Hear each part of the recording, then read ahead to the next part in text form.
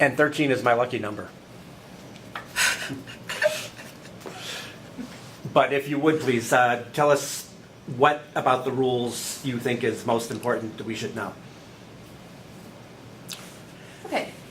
When I went into the doctor, I needed an interpreter. And the person said, well, we can't get an interpreter. And I asked them why. And they said they couldn't afford it. And I was like, oh. I said, maybe I would change my appointment and you can get an interpreter to come. And the person was like, okay. And then they wrote down some notes. I left, and then later they sent me a note and it said I should go back. So I went back and there was an interpreter there. And we sat down and they were asking me questions, did a checkup and everything. And the interpreter said, thank you. You need to keep going. Ask all these hospitals. Anytime you have an appointment, you need to ask. And I said, okay, thank you. I will. You know, just ask for any interpreter, not just that one, but any interpreter. Because it's the doctor's responsibility also to pay for the interpreter. So anyway, after that meeting, I left. Then the next time I went, I had to go to the dentist. And I went and I said, I need an interpreter for my appointment. And they said, okay. And I was surprised that they totally just accepted it. They called the interpreter. And I showed up.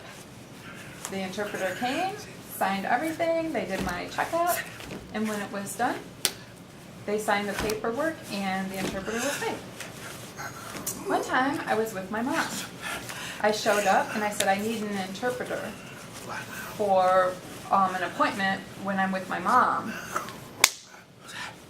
So we made the appointment, the time, and everything. And then later we showed up, the interpreter was there. It was awesome. We sat down and I was talking about my mom. She was having some problems. We had the discussion back and forth and it was through the interpreter. Everything was great. They signed the paper and they paid for the interpreter. It was perfect. And I like it. I like it that way. And I'd like it to keep going that way forever. I think that way is awesome. But there's one thing.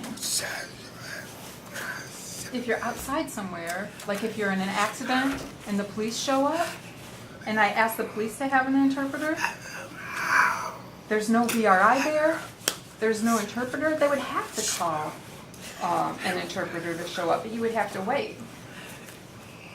But we would need an interpreter to interpret for something like that. I know that.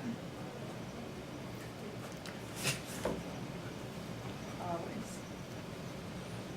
It is a tough one as to what to do when a police stop. Right.